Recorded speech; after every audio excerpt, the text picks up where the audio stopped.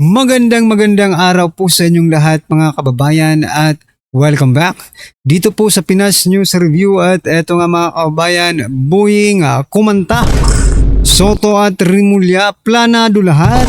Nako, yan po mga kababayan ang ating alamin at bibigyan ng reaksyon sa video ito.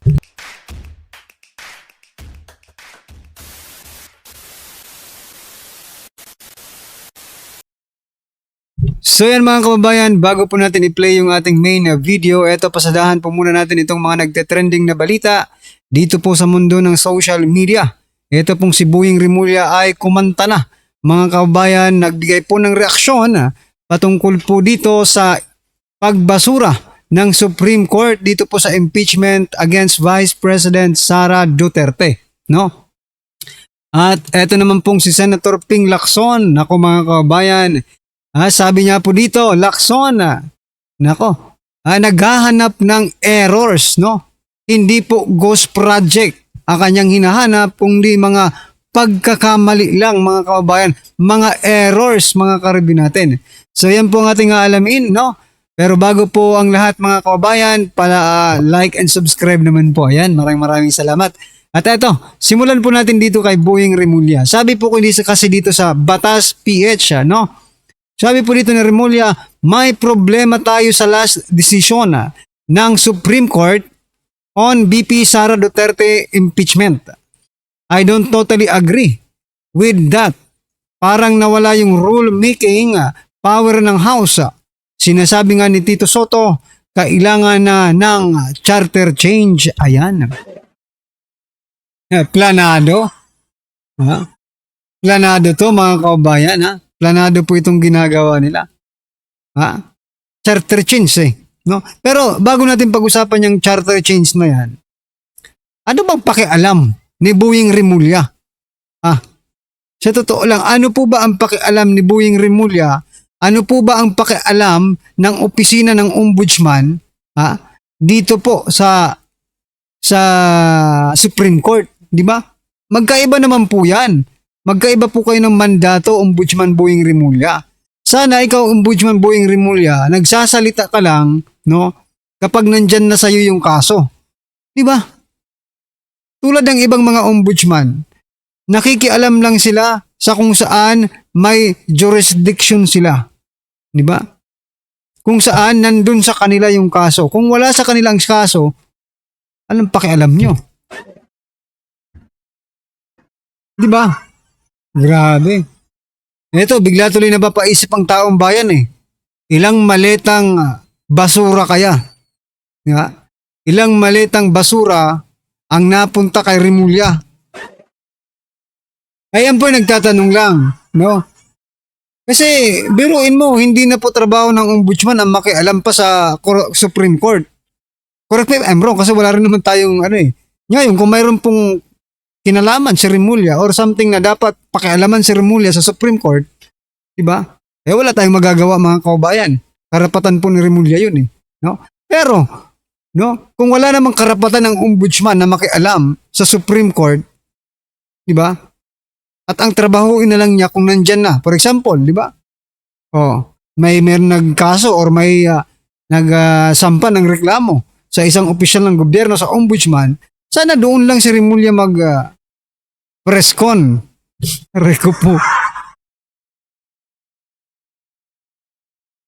Baka pati pagdidesisyon ng Office of the Vice President, no? Pakialaman na rin ni Rimulya. Sobra naman ito mga kababayan. Punta nga tayo dito sa sinasabi ni Rimulya na sinabi nga ni Tito Soto, no? Kailangan na ng charter change. Tingnan mo na yan. Gusto po nilang mabago ang ating konstitusyon, no? Mga kababayan, iisa po ng tono ang si Soto at po si Rimulya. Actually, nung una, di ba? Kaya nga nagpapirma-pirma ng PIPI na yan for charter change, no? Para baguhin ang konstitusyon, no? Kaya eto, nakasilip po sila ng pwede nilang idahilan, no? Para magkaroon ng charter change mga kababayan. So ang tanong dito kung papayag ba ang taong bayan na magkaroon ng charter change? Ha? Papayag din ba ang Korte Suprema na ganituhin sila ni Remulla? Uy, so, Korte Suprema, magsalita kayo. Oh, binabastos kayo ni Remulla. Pinangungunahan kayo. Diba? Nako talaga. Oh. Well, anyway, ano po ang inyong masasabi dyan mga kababayan? Just comment down below. At eto, pasadahan po natin itong si Senator Ping Lacson. Sabi po kasi dito sa balita mula sa Manila Standard. Lacson, mapping errors, not ghost projects behind flood control confusion. Aba, yun palang pagpapatawag niya, di ba? Kay Secretary ng former Department of Public Works and Highways Secretary Manuel Bunuan, mga kababayan, ay hindi pala para idiin si Bunuan na mayroong mga ghost project. Gusto niya lang palang tanungin si Bunuan na mayroon silang pagkakamali sa pagbibigay po ng mga coordination. Di ba? Or coordinates. Di ba? Coordinates mga kababayan. Matindi to. Talagang protector ang mga, di ba? Kasi mabigat po yun eh. Di ba? Kapag ikaw po ay nagbigay ng coordinates tapos wala doon yung proyekto, ghost project pala, binigay mo, ito yung coordinates. Malaki pong kasalanan yon. Ngayon mga kababayan, ang gusto ni Lacson, pagaanin po ang kasalanan ni Bunuan. At gawing nagkamali ka lang, okay? Sabi ni Lacson, huwag kang mag-alala pre. For example, ganito yung context, di ba? Huwag kang mag-alala pre. Hindi ka nagbigay ng ghost project. Kung di nagkamali ka lang sa koordinasyon, di ba? Niloloko mo ba ang taong bayan? Di ba? Niloloko nyo ba ang taong bayan? Ibig sabihin, absuelto si Bunuan dito. Di ba? Dahil nagkamali lang siya sa pagbibigay ng coordinates. Aray ko po. Mukhang malabo talaga tayo makabingwit. Makalambat ng isang malaking isda, mga kababayan. Malabo tayong makalambat ng isang malaking isda hanggat si Senator Ping Lacson po ang namumuno dyan po sa BRC or Blue Ribbon Committee. O yung iba, tinatawag nga po itong Pinky Ribbon Committee, no? At si si Senator Soto ang Senate President, no? Malabo. Malabo tayong makakuha ng hustisya. Malabo tayong makabingwit, hindi bingwit, makalambat, no? Ng isang malaking isda, mga kababayan. Grabe. Ano po ang inyong masasabi dyan, mga kababayan? Just comment down below. At eto, pasadahan po natin ang video ito. Sabi po dito, mga kababayan, pagpapalit ng Senate President sa Senado, Amy Marcos ang matunog na papalit kay SP Soto. Aba, eto mga kababayan, pakinggan po natin at bigyan po natin ng reaksyon. Pasok ka. Nagkakaroon na po ng linaw, mga kabida. Ito hong ipinalutang po kahapon, na possible isang babae ang papalit daw, mga kabida, kay Senate President Tito Soto diyan po sa Senado, Okay? Kung maalala po ninyo kahapon po, ito hong si Miss Malu Tigia, mga kabida, nagpalutang po ng question o tanong. Okay? Hindi kaya babae ang susunod na Senate President? Ito po ay sa gitna ng mga umuugong na balita, na posibleng magkakaroon po ng leadership change dyan po sa Senado dahil tila meron daw mga senador, mga kabida, na nadismaya dito ho sa performance po ni Senate President Tito Soto, lalong-lalo na po sa mga pressing issues na kinakaharap po ngayon ng Senate leadership po, mga kabida. Okay? And latest ito hong bangayan po niya, mga kabida, sa Korte Suprema. And this is in connection doon ho sa pagbasura po ng SC sa articles of impeachment laban ho kay Vice President Sara Duterte, So hindi po malayo na baka magkaroon po ng leadership change. Okay? Now, sa post po ni Miss Malu Tigia, mga kabida, kanina lang po sa kanyang Facebook posts, Kaya nasabi ko po na unti-unti nang lumilinaw yung posibilidad na baka babae po ang susunod na Senate President Kasi i-connect ko lang po dito sa kanyang post. Although wala naman po siyang pangalang binanggit dito mga kapida. Pero ito yung kanyang post. Inalis ba naman nyo sa Foreign Affairs? SOSME ang pinalit. SP na yan. Yun yung kanyang post mga kabida. Eto, himay-himayin po natin yung kanyang post.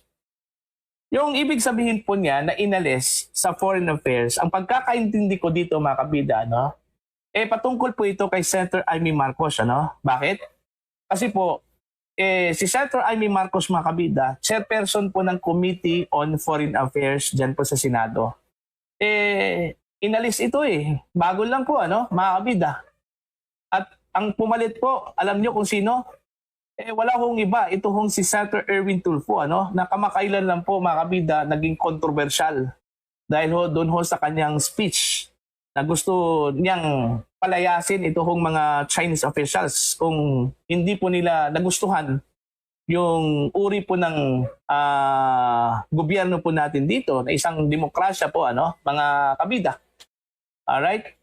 Kaya nasabi ko po na unti-unti na pong lumilinaw yung ibig sabihin po ni Miss Tikia sa kanya hong tanong na babae ba ang magiging Senate President mga kabida kung sakali man po matuloy ito hong pagbabago ho ng leadership diyan po sa Senate diba? Hindi naman po imposible yun mga kabida. Okay, unang-una po veteranang senador na po yung si Senator Amy Marcos kahit papaano po may influence yan kahit na po kalaban po ni President Bongbong Marcos po mga kabida. Okay?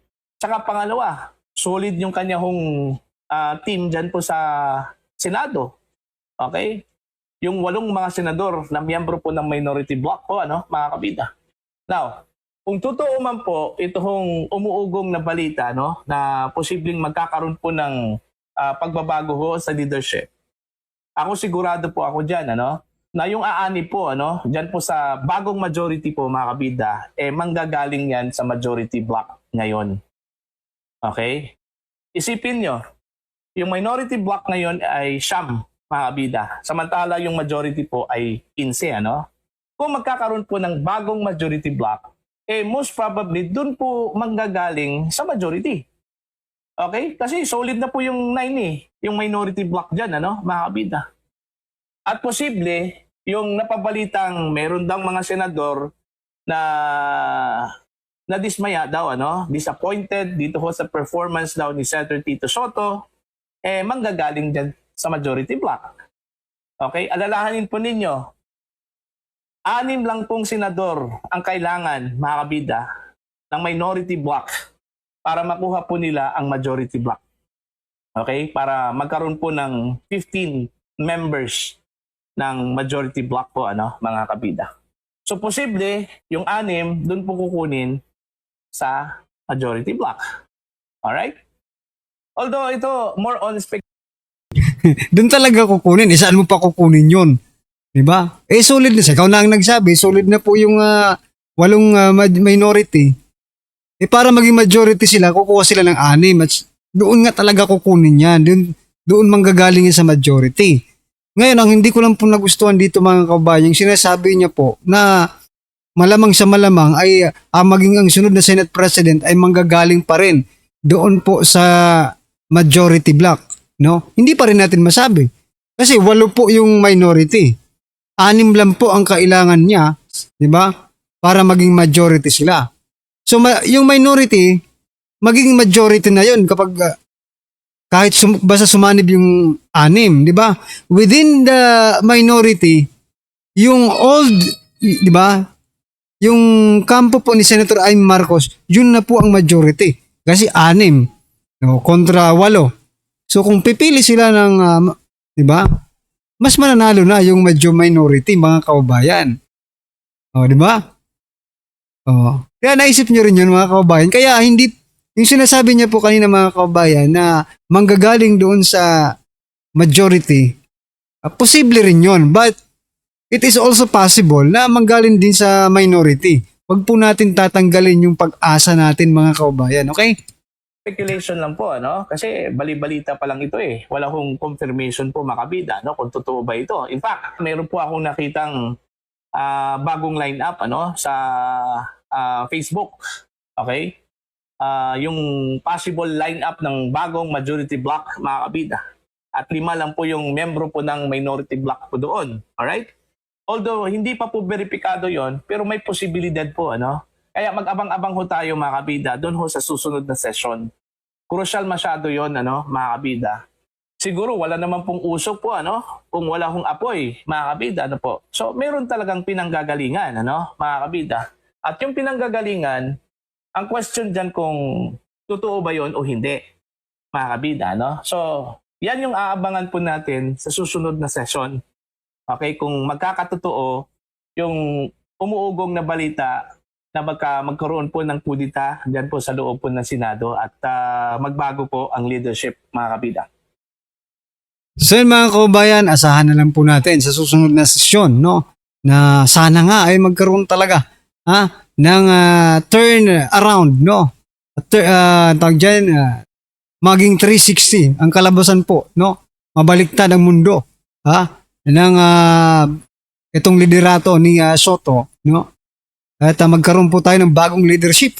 Ayan mga kababayan, ano po ang inyong opinion, reaksyon patungkol po sa video ito? Just comment down below. Ayan, maraming salamat po. Please don't forget to like the video and subscribe mga kababayan. Maraming salamat po.